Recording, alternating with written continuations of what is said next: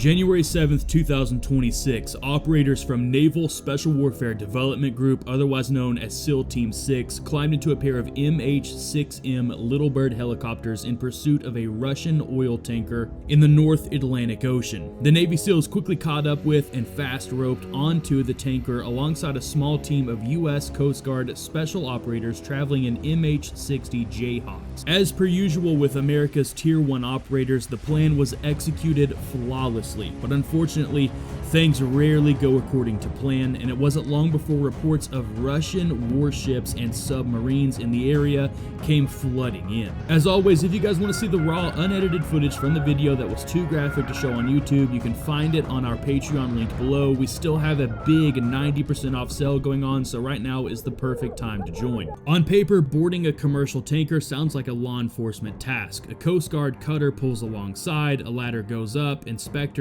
step aboard.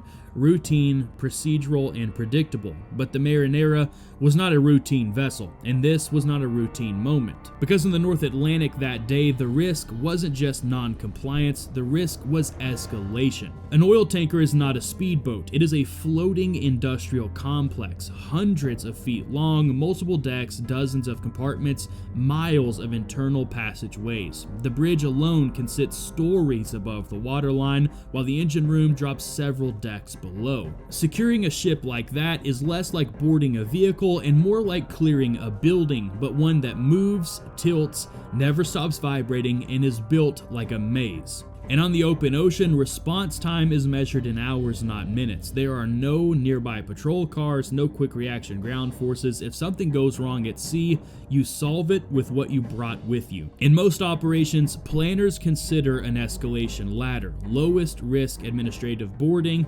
moderate risk armed compliance teams, high risk military interdiction, zero failure risk special operations. Each tier exists for a reason. The Marinera set higher on that ladder than a normal inspection would justify, not because violence was expected, but because failure carried geopolitical consequences. A delayed boarding could allow the ship to transmit distress calls, a prolonged struggle could invite outside intervention, a visible standoff could become an international spectacle. Speed and control were essential. Using another ship to board the Marinera would be slow. Helicopters, however, changed the equation entirely. Aerial insertion allows simultaneous multi-point entry, immediate bridge control, reduced reaction time for the crew, and minimal exposure window. The MH-6 Little Bird, small, agile, and designed for precision insertions, is built specifically for environments where larger helicopters are impractical. It flies low, it turns tight, and it arrives fast. For maritime seizures where surprise is everything, size is a huge advantage. Special operations forces are selected not just for combat skill, but for judgment. Maritime seizures like this demand split-second legal awareness, controlled escalation, mechanical understanding of a ship's systems, and coordination across air, sea, and command networks. This is not brute force, it is a surgical application of authority. By the time the helicopters appeared over the Atlantic, the hardest part of the mission wasn't fighting, it was timing. Because a ship at sea is never still, it rolls, pitches, vibrates with the rhythm of engines pushing thousands of tons of steel forward through the water, and landing on it even for seconds requires precision measured in inches. The MH-6 Little Birds didn't arrive high and loud, they arrived low. Sea-skimming flight profiles are designed to reduce visibility and reaction time. From the deck of a tanker, the horizon hides helicopters until the last possible moment. The crews wouldn't see them coming from miles away, they'd actually hear them before they saw them, and by then, they'd be right on top of them. Small helicopters are harder to track visually, harder to lock onto with radar, and far more maneuverable around large structures like smokestacks and antenna arrays. Speed wasn't the main advantage, agility was. Hovering over a ship is different than hovering over land. Wind shear rises off the deck, heat from exhaust stacks distorts air currents, ocean swells change relative altitude second by second. Pilots don't just hold position, they anticipate motion. Every rope drop depends on synchronized movement between aircraft and vessel. Too high and the rope swings dangerously. Too low, and the rotor wash can destabilize balance. For a few critical seconds, pilot and operator function as one system. Fast roping is chosen when speed matters more than comfort. No harness clips, no slow descents, hands grip thick braided rope, boots control friction, and gravity does the rest. An operator can be on deck in seconds. Multiple ropes allow multiple entry points, reducing bottlenecks and dispersing presence across the ship in an instant. The goal on operations like this is not to arrive quietly. The goal is to arrive everywhere at once. On any vessel, control starts at the bridge. That's where navigation is controlled, communications are transmitted, and course changes are ordered. Securing the bridge early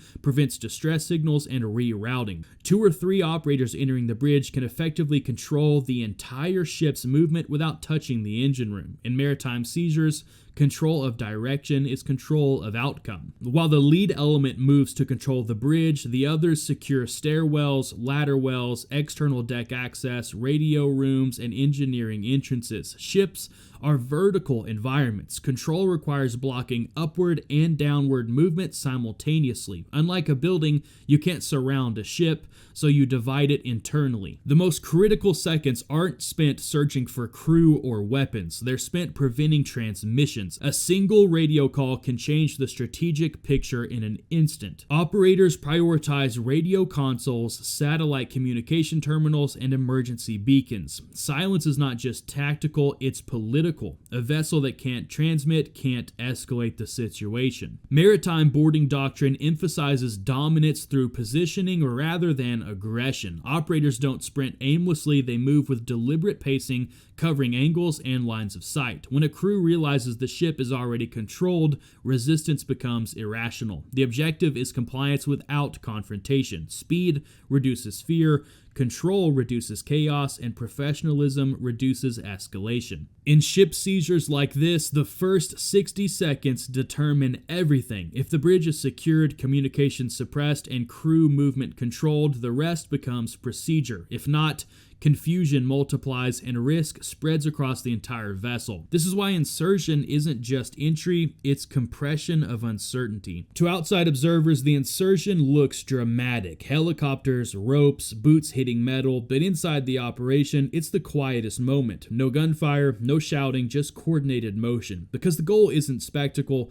the goal is a transition from a ship operating independently to a ship operating under new control before the crew fully realizes the change has even happened. But while boots were hitting the deck of the Marinera, the ocean around them was anything but empty. Reports began to surface that Russian naval assets were operating somewhere in the broader sector. Not approaching, not intervening, but present. And at sea, presence alone changes everything, because unlike land, you don't always see who's watching you. Among the most unsettling reports was the mention of a Russian submarine. Submarines don't announce themselves, they don't appear on the horizon, they don't transmit intentions. If one is nearby, you usually learn about it after it has already learned about you. That uncertainty doesn't trigger panic, but it does raise the stakes, because a submarine doesn't need to fire a weapon to influence an operation. Its mere existence alters calculations. And if there's one thing the Russian military loves to do, it's mess up American operations. Thankfully, no ships closed the distance, no aircraft challenged airspace, and no surface standoff occurred. And that silence is what defined the operation, because sometimes the most dangerous environment isn't the one where weapons are fired,